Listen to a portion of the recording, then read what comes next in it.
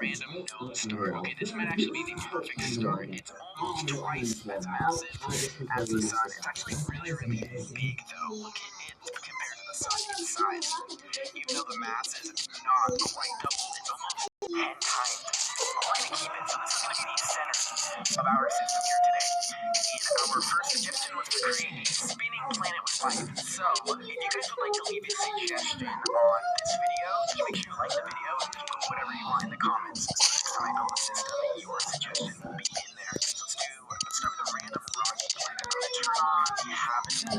So this will show us the Goldilocks zone, this green area is where we're going to want to put our planet. So it doesn't change based on which planet you have, but we're going to get there. Okay, so the requirements for this one, it has to spin fast and it has to have life. So it might have life already, because that looks like it's covered in water. So let's check.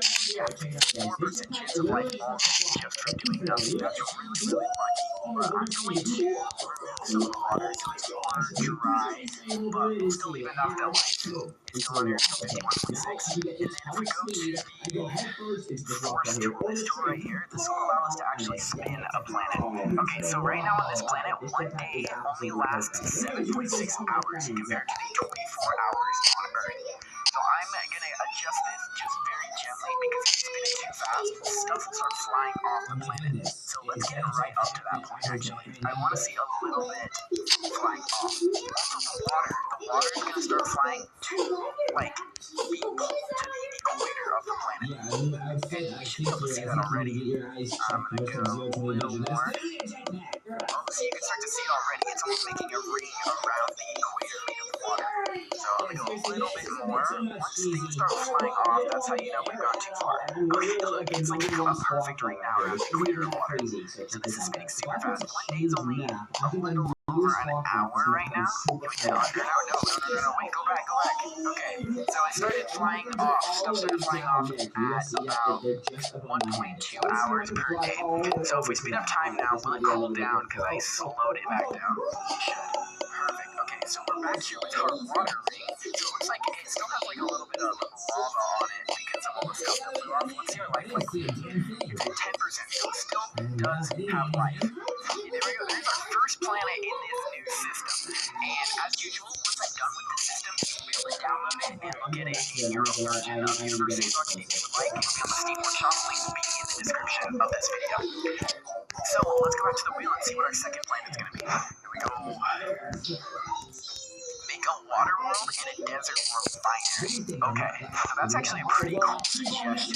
You can see our system's pretty lonely right now. We're going to need to add some more stuff. So a water world and a desert world binary. Let's bring them a little bit closer than our spinning world. We'll put them right here. Okay, so the best way to do this actually to get them perfectly binary is to make one and then copy it, paste it, and then make the other one so they're exactly the same in mass. So this one will be our desert one.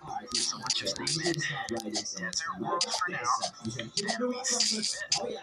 Then we can basically paste that object right next to itself. Okay, so these two planets are now binary with each other. You should be able to see that. Speed up time enough. You can see if we focus on this one, it looks like this one's going around it. But if we focus on this one, it looks like the other one's going around it, which is perfect. That means they are binary.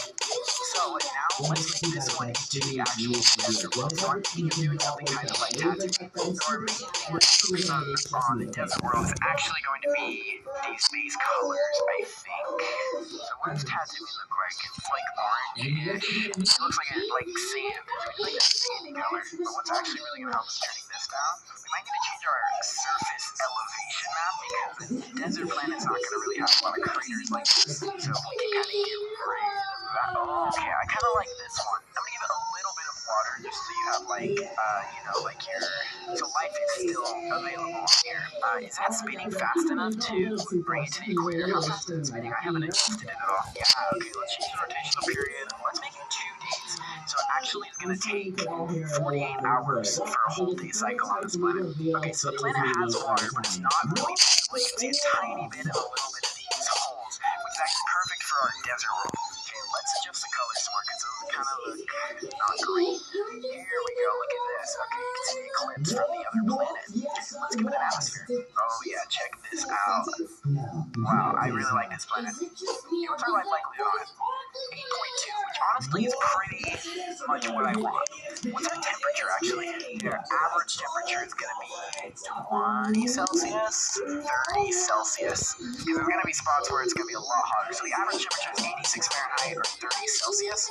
But you can see around the equator, it's actually almost 50 Celsius. So it's really hot. And then you do get frozen level temperatures up at the poles. But I'm really liking that. Let's give it a little bit of a tilt. Oh, it does. Okay, so you're still going to have seasons on this planet, which is good. And let's add a magnetosphere. Okay, there we go. See the magnetosphere there? I turned it on so it's visible. It is. Okay, so our final desert planet is called Tatooine 2.0, and it has a 7.77% chance of life, which is not zero, so life could develop, but it's unlikely. Okay, so now that we have our desert planet, we're going to want that binary with a water planet. Okay, so here is our second planet. What we're going to do is we're going to keep the mass the same on them, so they stay in a perfect binary relationship, and immediately I'm going to start by changing the elevation map. I want it to be mostly flat, but I do want a couple of small islands. Let's give it some water. Okay, maybe something like that. Crater look like, see, you can see these craters. I don't like that. Okay, just a little bit of landmass like this is better. Let's change the color on that. Anything that's left here is going to be vegetation. So let's